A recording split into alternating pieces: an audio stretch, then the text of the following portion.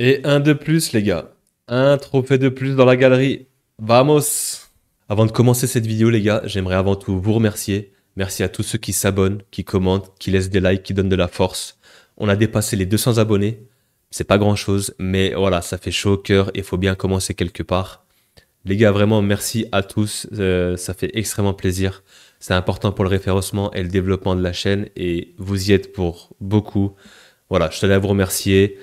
Par contre, j'ai vu une stat aussi, il y a 84-86% des personnes qui ne sont pas abonnées, qui regardent les vidéos. Je vous vois derrière vos écrans là. Vous n'êtes pas abonnés les gars. Juste un clic, ça aide et ça donne de la force. En tout cas, merci à tous et merci à tous ceux qui le feront les gars. On est ensemble et restez branchés. Il y aura plein de vidéos, plein de débriefs. Voilà, on essaie d'être le plus objectif possible. Parfois, voilà, je le serai pas. Parfois, j'ai des mauvaises analyses. On n'est pas parfait.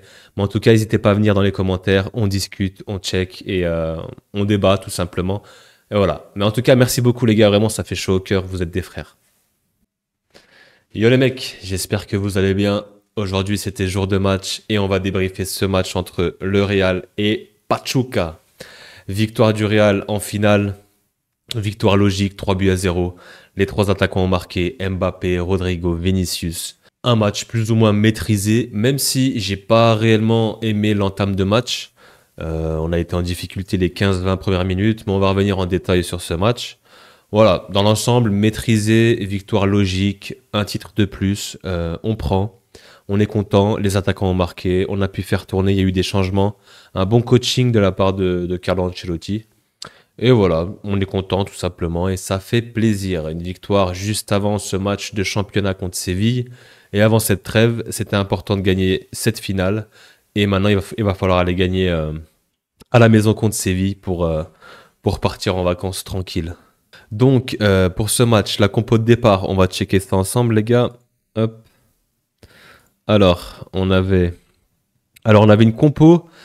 Les gars, clairement, pour moi, cette compo avec les blessés actuels, c'est l'équipe type qu'on peut avoir.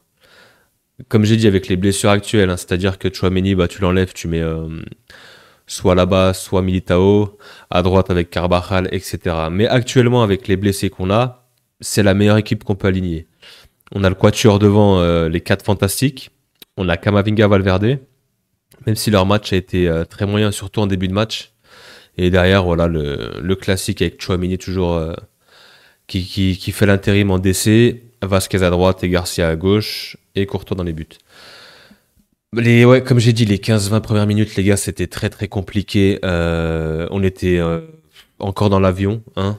On était encore sous jet lag. On avait encore le colis à fleurs arrivé à Doha au Qatar en mode tranquille.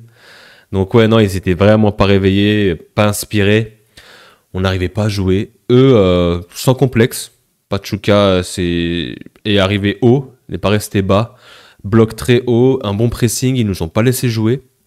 Donc ouais, les 15-20, voire même la première demi-heure, en grande difficulté. On a subi quelques occasions, mais pas grand-chose. Mais dans l'ensemble, ouais, j'ai pas aimé.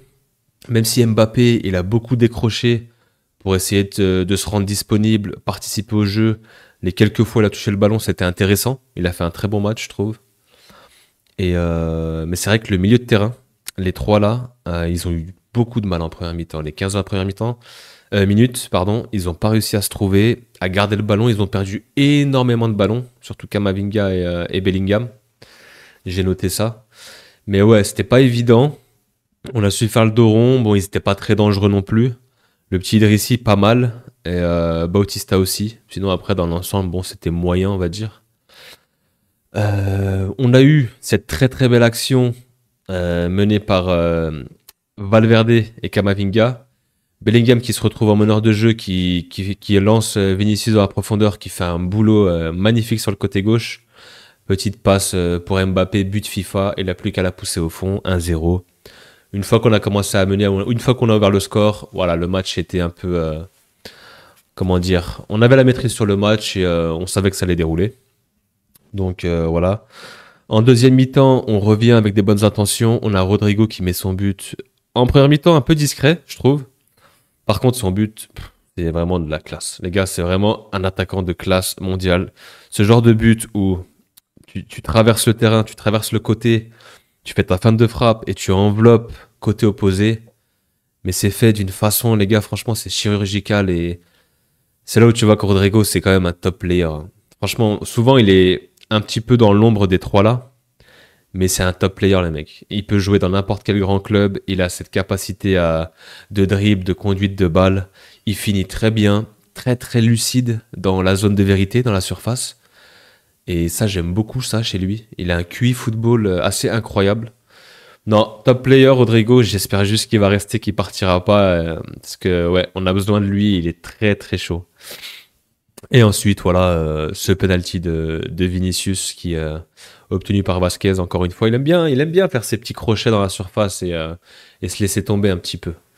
Par contre, les gars, il y a eu une petite nouveauté dans ce match. On a pu voir notamment l'arbitre qui est parti visionner à la VAR cette faute sur Vasquez pour le penalty. Et bien sûr, il avait un micro.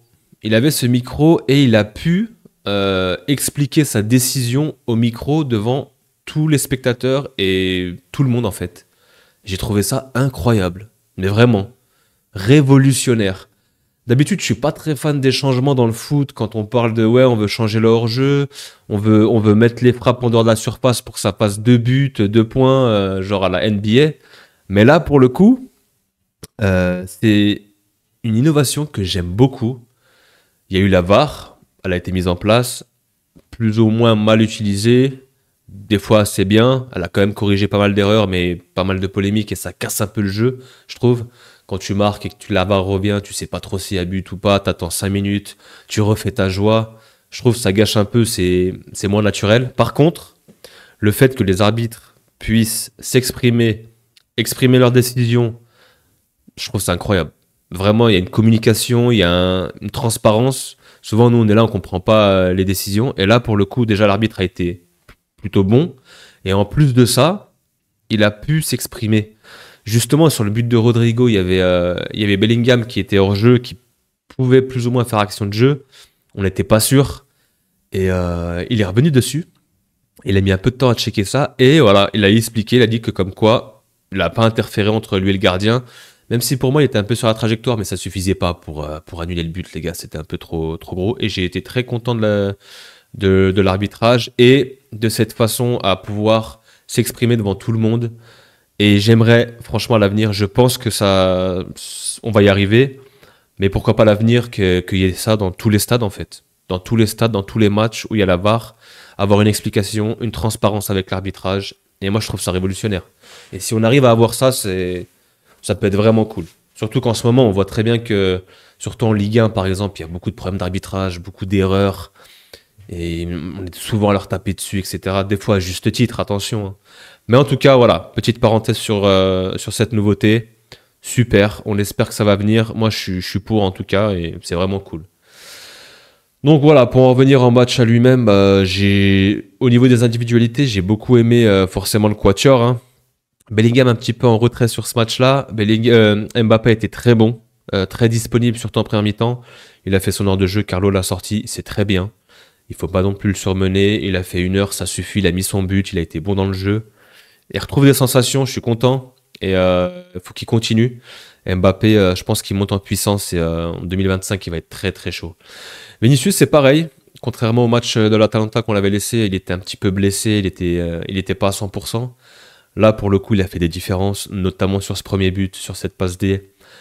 Encore en deuxième mi-temps, il avait besoin de temps de jeu, il s'est donné, il a commencé à accélérer, il a fait des doubles contacts avec Bellingham, il voulait marquer encore en double contact. Enfin, il retrouve ses jambes. Il retrouve ses jambes et ça fait plaisir. Rodrigo, top but. Très beau match aussi. Le milieu de terrain, comme j'ai dit, Camavinga, Valverde en première mi-temps un peu dépassé. Je mets Bellingham dans le lot aussi. Par contre, voilà, une fois qu'on a mené au score 1-2-0, ça allait déjà mieux, on était en maîtrise. Et derrière, j'ai pas grand-chose à dire. Si, les latéraux, à un moment donné, les gars, on en a marre. Franchement, tu t'appelles le Real Madrid, tu joues avec Fran Garcia et Vasquez. À un moment donné, les gars, il va falloir recruter. C'est pas possible. C'est trop léger. On a pu voir dès qu'il y a un pressing, dès que l'équipe en face joue très haut, dès qu'ils se font presser, dès qu'ils sont pas à l'aise, dès qu'ils peuvent pas ressortir le ballon proprement, ils se font agresser, ils n'y arrivent pas. Et en plus de ça, défensivement, c'est compliqué. C'est pas non plus l'assurance tout risque. Par contre, offensivement, ils apportent rien non plus. À la limite, tu as un mec comme Nuno Mendes ou comme Alphonso Davies, où tu sais qu'offensivement, tu vas avoir un mec qui va dédoubler, qui va proposer des courses, qui sera toujours dans ton dos, qui va être disponible. Là, c'est un apport offensif de qualité, ok, ça peut compenser sur son manque défensivement. Mais là, t'as ni l'un ni l'autre. C'est des joueurs, je suis désolé, mais trop moyens. Trop moyens pour le niveau du Real Madrid, les mecs. Surtout si tu joues en Liga, en Ligue des Champions, ça suffit pas. Ça suffit pas. Au mercato, il va falloir recruter, il va falloir du monde, il va falloir des top players à ce moment. Il va falloir des top players sur les ailes, tout simplement. J'en perds mes mots. À ce niveau-là, c'est plus possible, les gars. C'est plus possible et je sais pas sur qui on est, qui est-ce qu'on target. Là, on entend souvent Alphonso Davies, Trent Alexander-Arnold, etc.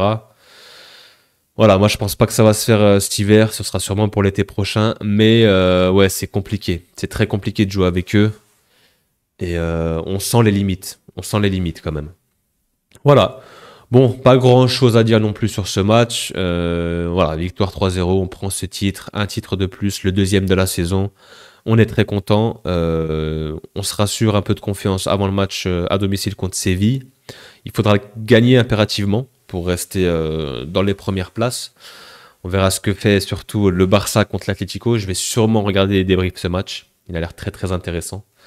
Et puis on verra du côté de... Ouais, bah non, du coup, j'allais dire l'Atlético, mais non. Les deux jouent l'un contre l'autre. Et voilà, on n'aura plus qu'à faire le taf contre Séville. Et on pourra partir en vacances tranquille. Et voilà. Pas grand-chose à dire sur ce match, mis à part que c'était assez prévisible que le Real l'emporte. Un trophée de plus, le deuxième de la saison. On est content. On se donne rendez-vous ce week-end, les gars, contre la réception, le match contre Séville. Il faut terminer sur une bonne note. Il faut partir en vacances, l'esprit reposé, tranquille.